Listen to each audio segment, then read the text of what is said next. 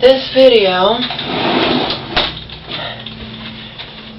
oh, by the way, I'm 162.6. I weighed myself on my scale this morning. This video is going to consist of purposefully or intentionally emotionless, as to the degree that I can do it, bullet points in regards to my life. Okay? I still have stuff to do and I have to leave quickly. I'm going to upload this. I'll be uploading this with my memory reader. When I bought at Best Buy, I will be uploading this video tomorrow at the library. But I have other stuff still I have to do. I showered, I washed, dried my hair with my Hannah shampoo on. My mom's not here. Anyway, and I have to leave soon. Alright, bullet points. My dad, was, a philanderer or whatever. He didn't want to be with my mom. She got pregnant. He tried to force her to abort me, and she refused. I found out fairly recently that he actually gave her some pills or something that they just didn't take. I guess I was meant to be born because she refused to abort me, and he apparently, but she was using all the money, so she had very little nutrition. The placenta separated from the baby. I nearly died, I nearly died. They had to do an emergency C-section. I was a very big baby. So, my grandmother on my dad's side forced my dad to marry my mom. He didn't want to do it. He cheated on her left and right while she was, and left when I was 2. Left us when I was 2. My mom met an abusive alcoholic when I was 4. He was in our lives from my ages 4 to 12. I don't remember the earlier years. Let's see, we lived with her mom for a while. I remember a lot of yelling, screaming. Like I said, I don't remember the earlier years, but I do remember, the 3rd and 4th and part of 5th grade. We were living in a white apartment, disgusting, not a, bad section of a certain city in Massachusetts. I was different. I wasn't obese, but I was taller than every boy and girl in the class. I had long blonde hair. I was sweet. I was shy. I was smart and, and talent. I wrote songs and poems as a young girl. I started at age 8 or 9 years old. And I was consequently, pretty much by the boys, teased and beat up and near molested in that neighborhood by the older boys and the bus, the boys that used to chase me home to the white apartment in an intentionally undisclosed city here in Massachusetts, where I was born and raised.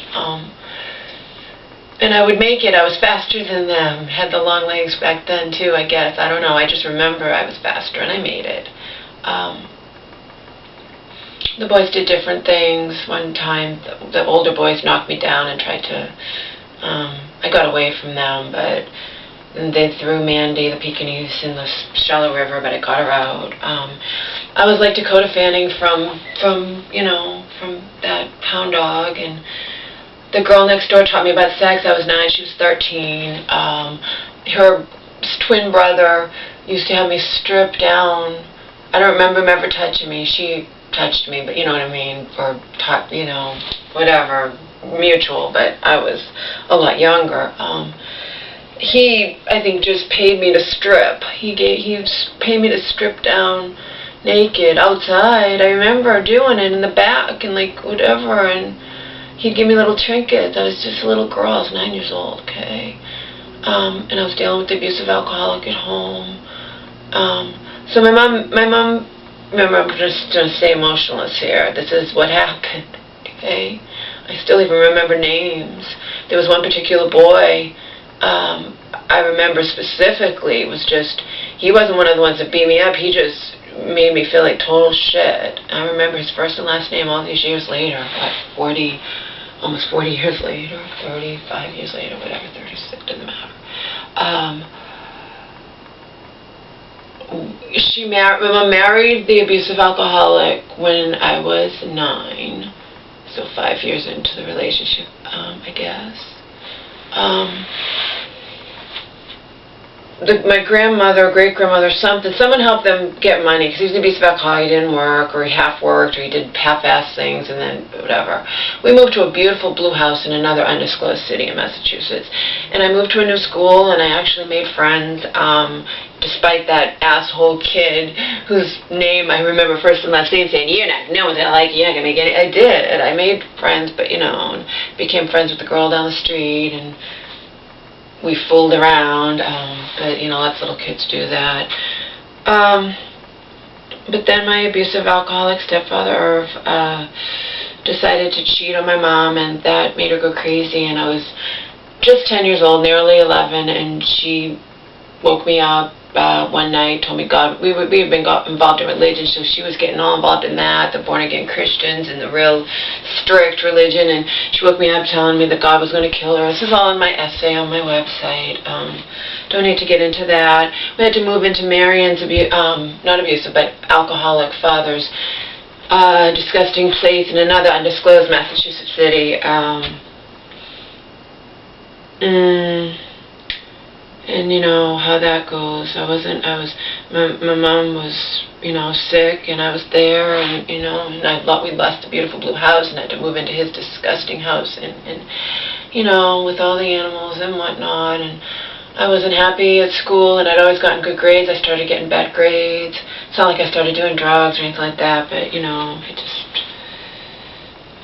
kind of just didn't care, and, and then my mom got really sick, and I had to, and she got really sick. She wouldn't even, this is all in my essay, she wouldn't even move. She peed or sheets, and they had to hospitalize her because she wasn't eating or anything, and this is all in my essay on my website. It's also in an essay I recite out here, and I took all my videos off private, so you type in schizophrenia, you might find it, I don't know.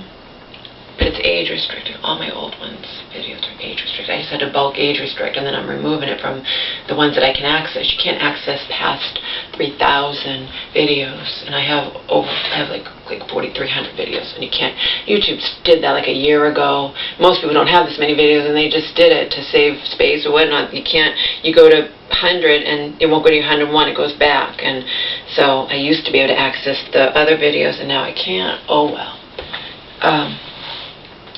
So while my mom was locked up in a very bad mental hospital here in Massachusetts, I had to live with my aunt and cousins, the aunt who died last summer of pancreatic cancer, and they had their child was the antithesis of mine, so I got to see how the other half lives. Then my mother was all better, and I went back to Grampy's, and he had gotten rid of my baby, my puppy, and the Malamute, still had the Pekingese, and but my mom got sick again, and then I couldn't live with my aunt and cousins again because I was a problem child. Not problem in that I was doing I was jealous of them, and it doesn't really matter because I'm just being emotionless here, but couldn't go back to them. Would have wound up in a foster home because my mom couldn't take care of me, and Daddy stepped in and saved the day, and then he couldn't deal with me. I was all messed up. I was starting high school. I hated myself. I'd actually lost some of my baby, I'd lost like 20 pounds while I was staying with my cousins in there.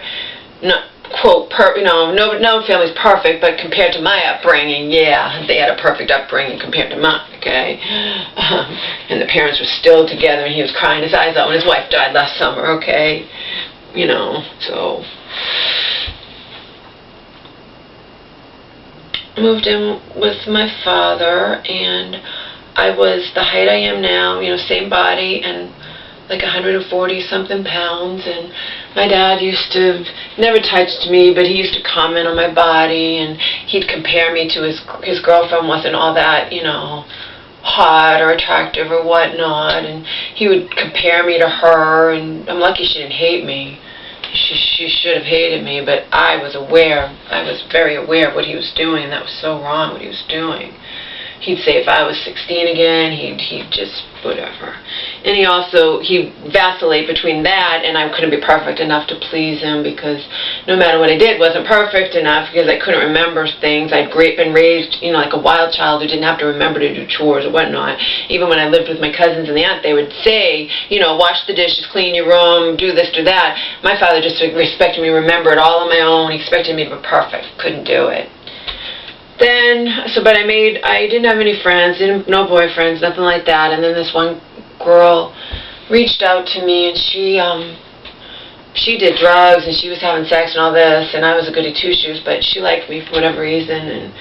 But then they went on vacation in the middle of my junior year of high school and to Florida, and came back, said we're moving to Florida, so I moved away from my family and my friend and my mom, and periodically we'd go and try to visit my mom. My dad would take me to try to visit my mom, and a lot of times she'd be too sick to even see us, and I would cry in the car, and Dad would be like, oh, stop you whining, your mom's crazy, just accept it. Just like when I was living with him, if he was upset with me, he'd tell me, nobody wants you, your mother's crazy, I don't want you, your family doesn't want you, nobody wants you, I'm going to ship you back to your crazy mother. And okay, so we moved far away, and I didn't know how to make friends, and I just had no friends for a year and a half. I got good grades. I put myself through school. My dad didn't give me a penny for college. I wound up getting a good college roommate, and she liked me, even though she had a really good upbringing, but she had empathy or sympathy or compassion or whatnot, and her friends became my friends, but I was a basket case, and and then, so that was those 4 years. I had one boyfriend at one point, but I really didn't want to be with him, and he was too wimpy, and he made me think I was gay because he had to ask for permission for a kiss, and that's not what I wanted. So my last year, I dated a black guy, and we drank a lot, and we didn't wind up having sex, but we did all kinds of stuff I'd never done. But I was still a virgin at age 25. So I graduated from college and moved in with my mother and her crazy third husband. Remember, this is just emotionless. Moved in with my mom and her crazy third husband, who, among other things, would walk around naked sometimes so you might see him, or the big thing was he'd mail our stuff to the family. You'd find your soap missing, my expensive, whatever it was, and then you'd talk to your family members later, oh yeah, we got it in the mail. That's what he would do. And he was driving my mom nuts, and then I didn't know he had convinced my mom to stop taking her medication. I was 23, and it was the first time my mother had ever tried to harm me. And growing up with her illness, she'd never tried to harm me. I wound up living in a different city. I got away from my mom, and I was by myself. I lived with my mom for a while in a different city. She's separated from him. He's the same one who eventually, Marion helped her get back into that house because she'd separated from him. Marion, with the wrongful death and whatnot, and that's why they ultimately, recently, like a year ago, put all that money each, and but it's all Marion's. And I was extremely promiscuous. I lost weight, and I was chunky in college, and once I lost the weight, I went a little nuts because I had lost my virginity to a guy who didn't believe in, and he was a foreigner, from I don't know where, Pakistan or so, whatever it was. He was in my acting class, and I was tired of being a virgin, but I never imagined how horrible it would be, and he didn't believe in giving or receiving, and I went wild after that. I wound up working for a phone sex company as an overnight moderator, and I was like a kid in a candy store. This was all new to me. I'd never done it in high school. I'd really not done it to any degree, even with my, sorry I said black earlier, African-American boyfriend that I had at the end. I would have given my virginity. He didn't want to for whatever reason, I don't know. He didn't want me to be the one to decide, or I don't know what was up with that. Anyway, those were my wild days in my early 20s. I worked for a phone sex company. I started doing phone sex for a living, whatever. I was risking my life for whatever, left and right, promiscuous, going to bars by myself. I had a really hot body, and I was excited, and I just, I found out, there are lots of men who aren't like the guy I gave my virginity to, so. And then I met Joe, the musician, songwriter, who saved me. But I was still working for the phone company when I met him, and he couldn't really deal with that. And he had been religious, and he got back into religion, and then we broke up. And then I wound up. I used to go to these clubs. I got banned from my 2 clubs. So then I discovered Earthcam TV, and Joe actually helped me set up my channel, and that's how I became an internet stripper. Very popular, though. I only stripped down to my bra and panties, and I was connecting with people and chatting, and it was fun as fucking hell. And then Donald unfortunately discovered me, and I wound up moving to California, and unbeknownst to me, stepped into an abusive relationship. I wound up at the end, gaining 72 pounds, nearly losing my life at his hands, yada, yada, yada, whatever. And then after all that happened, my mom also, this happened November 4th, 2008, Donald did that. 4 months later, my mom got sick again. She hadn't been sick in over 10 years. Also, I was going through hell. I had a bulging disc. I quit my parking company job. My mom gave me money. I wound up needing more money from her, and Marion counts all this money because God, my mom's mentally ill. You took advantage of your mentally ill mother. My mom's not allowed to give me a penny. Remember, never, ever, ever in Marion's eyes or in anyone who shares Marion's sentiments, okay? So I came here because I had nowhere. I had to get out of there. I lived there for a while with the huge bruises all over me, and his mom was like, "You about drinking these?" He shoved me backwards down the hill and left me there for dead, and I didn't call the cops on him. And then in 2009, my mom got sick while I was here. She'd just been released. Who knew she was going to get sick again? But Marion always blames me. She tells everyone it's my fault my mom's sick. Okay? She tells me. She's chased me around here. My mom was not, because your mom visited you and came back sick and blah, blah, whatever. And so I wound up, remember, I can't get into it all, but in the end, I wound up on the streets here for 6 weeks, living on the streets, whatever. Marion forced my mom to throw me out, and there was a big thing with here, and then I wound up back with Donald and Hope, back with them, because what else can I do? And Oma was there, and they let me, she cared about my mom. She didn't want to see me in the streets, and I went on welfare for the first time in my life.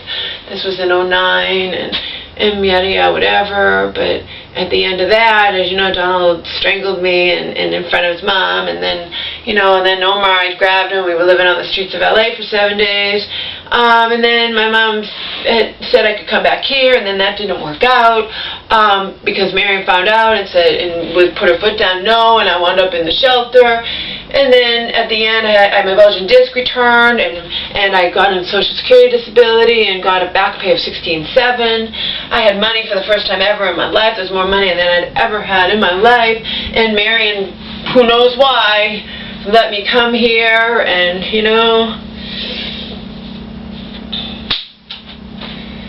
and then she showed her true colors again. And then my aunt died last summer. My mom wound up in the hospital. Oh, and you remember I also had that African American shelter friend, but that fell apart. And then, my mom keeps thinking she's never going to get sick again. And then I visited Joe, because we're still friends, and 20 years later, my ex, the only consistent person who my mom loves me, but it's always conflict because of this thing with the family, and she never puts me first. And then back in 2009, I stayed at my mom's house, and my mom was in the mental hospital, but she was begging me to stay, and Marion wanted me out of here. Marion turned the electricity off, and then my computer, and I sat in the dark for 3 days, and I refused to leave until my mom got out, and I knew she was safely out, and that's how I wound up, whatever. And that's that. And then the recent thing, you can watch 100 videos on that. The recent thing when my mom got sick again, but it was after I returned from Joe's into her, because she's like a child. Well, I was fine when you were at Joe's, and you come back, I'm sick, it must be your fault. And then Marion will jump on that bandwagon, and then here we are. And then I went and finally, after all these years, got to do what I'd wanted to do, and told Marion off, left. My mom had destroyed this house, and there was 8 days of so much trauma and hell, and then I'm being blamed now because anybody is just going to think, well, if she left the notes, she had to have destroyed the house. If my mom doesn't remember, I'm a convenient scapegoat. Even though there are witnesses, you know, but are they stepping forward and clearing my name? No. Cheryl, I'm going to write her a letter, but, you know. And then recently I was starting to think, you know, the bio, he's one of the good ones. He's so nice to me and I'm nice to him, and I told Marion off, and, you know, but then look at all the hell I went through that I told Marion off, and then I don't, because there's no releases, I don't know where my mom is, and, you know, and I went through all that hell. And now I'm back in the fucking homeless shelter that I stayed in 2009, briefly, and then in 2012 for 6.5 months, and now I'm back in there because of the not because I didn't have ample time to find a new place to live. I have money, but you know, I've fucked over credit cards in the past, so I have horrible credit, and I'm disabled, and I have a dog, so I'm back in the shelter. I'm not impoverished. Last time I was in there, I had nothing, and I ate the shelter food, whatever. Now I can buy my own health food during the day and whatnot, but here we go, okay? Oh, and I skipped over, sorry, you know, I started believing in 2009 that Chuck Kruger was in love with me. And that's how I wound up doing, I'd done briefly YouTube. Donna had helped me when YouTube first came out in 07, I think. But that's how I started believing Chuck Kruger was in love with me, and that all ended. That's how this all happened gradually. And now between my 3 channels, I have about 1/3 of a million hits, video views. But being, quote, famous, unquote, out on YouTube certainly does not equate to being famous in real life, considering I'm in a fucking homeless shelter yet again. Did I tell you I'm 162.6 pounds? I think I did. Now I have shit to do. That was my life in bullet points. You know, without going off really on a tangent, just bullet points. And each of those bullet points obviously can be elaborated into a fucking book.